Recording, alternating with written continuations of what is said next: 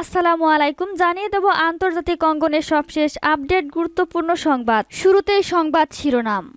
Lebanon Israel সীমান্তে পাল্টাপাল্টি হামলা।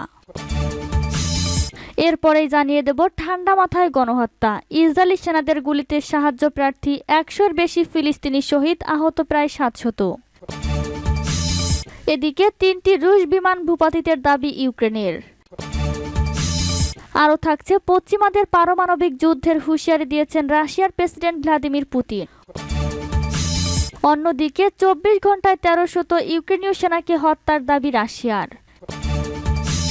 এবং সর্বশেষ জানিয়ে দেব ব্যাপক হট্টগোল বিক্ষোভের মাঝে শপথ নিলেন পাকিস্তানের সংসদ সদস্যরা।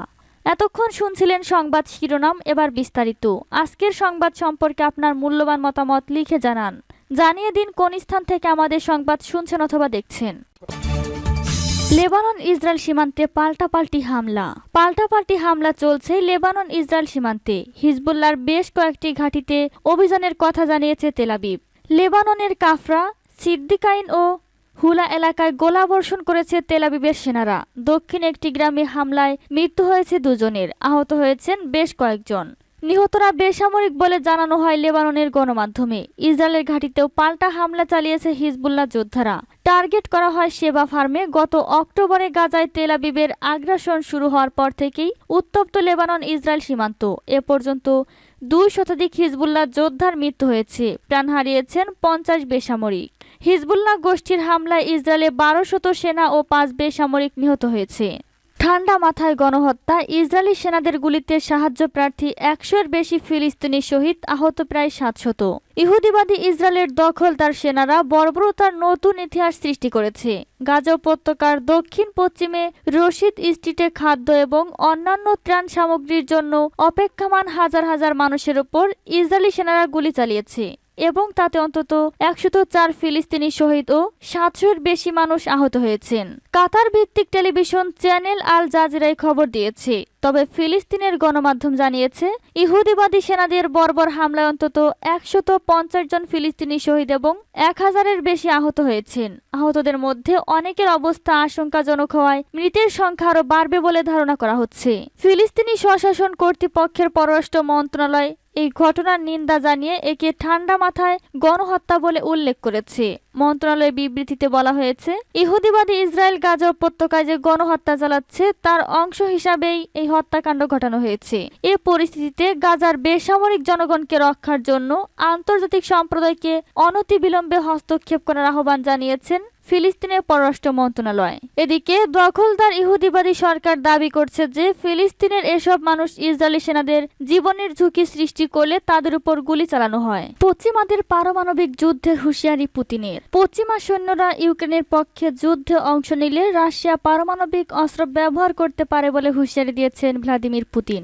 তিনি বলেন, রাশিয়ার অস্ত্র ভান্ডার প্রাচ্যাত্যের লক্ষ্যবস্তুতে আঘাত আনতে সক্ষম। মস্কোয় জাতির উদ্দেশ্যে এক ভাষণে এই হুঁশিয়ারি দেন পুতিন, খবর রয়টার্সের। পশ্চিমাদের সতর্ক করে রাশিয়ার প্রেসিডেন্ট বলেন, রুশ সেনারা ইউক্রেনের যুদ্ধের ময়দানে সামনের দিকে এগিয়ে যাচ্ছেন।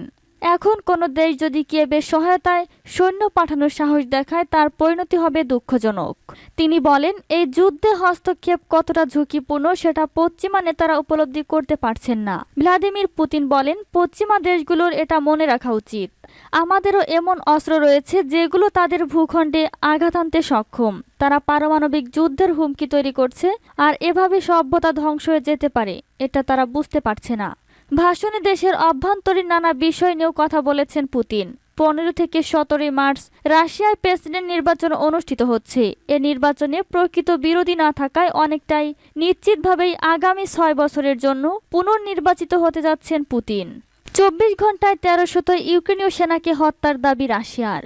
রাশিয়া দাবি করেছে গত ২৪ ঘন্টায় তারা ১৩০০ জনেরও বেশি ইউক্রেনীয় সেনাকে হত্যা করেছে। খবর অনুসারে রাশিয়ার প্রতিরক্ষা মন্ত্রণালয় দাবি করেছে খার্কিভ অঞ্চলের সিনকিভকা এলাকা এবং দনেতস্ক অঞ্চলের তেরনভে তাদের সেনারা ৫০ ইউক্রেনীয় সেনাকে হত্যা করেছে।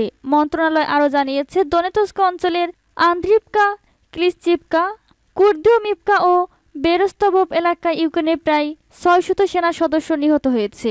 এছাড়া দনেতস্ক অঞ্চলের বারদিসি, সেভেরনো, অলিভকা এবং পারভোমাইস্ক বসতিতে রুশ সেনারা কমপক্ষে 495 জন ইউক্রেনীয় সেনাকে হত্যা করেছে।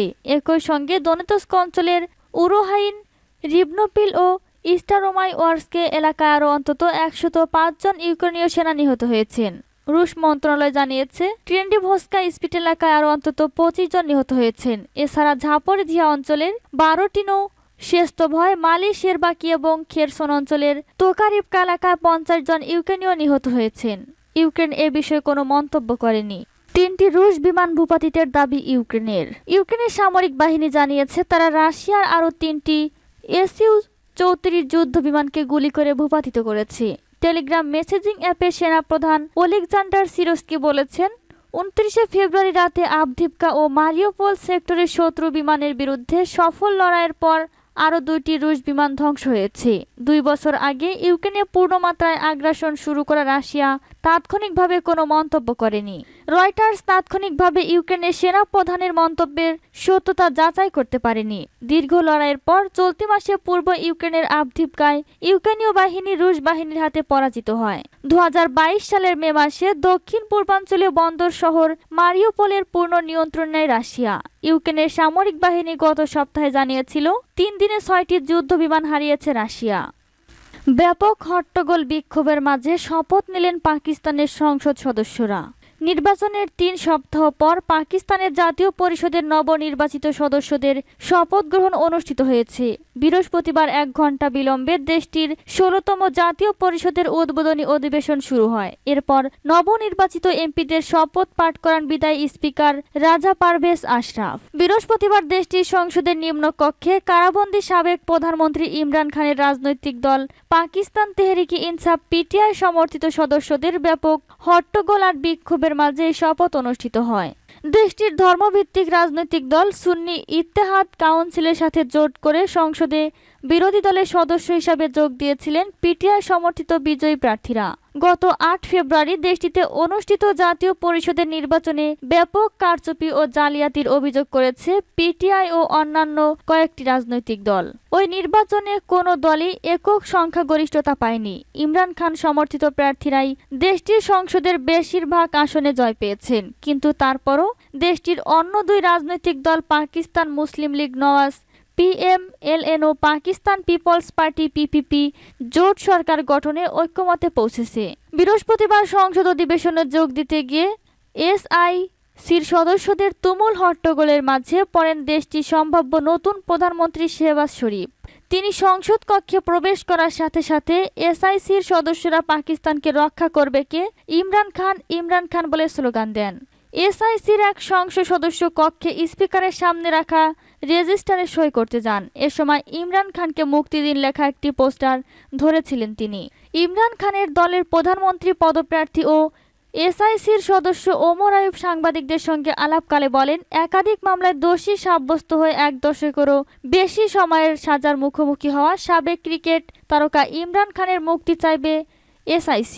পাকিস্তানের সংবাদ মাধ্যম জিও নিউজ বলছে, দেশটিতে আগামী 4 মার্চ প্রধানমন্ত্রী পদের জন্য নির্বাচন অনুষ্ঠিত হবে। চলতি সপ্তাহের শুরুর দিকে খাইবার পাখতুনখোয়ার প্রাদেশিক পরিষদের উদ্বোধনী অধিবেশনের পর কঠোর নিরাপত্তা ব্যবস্থার মাঝে বৃহস্পতিবার জাতীয় পরিষদের অধিবেশন অনুষ্ঠিত হয়েছে।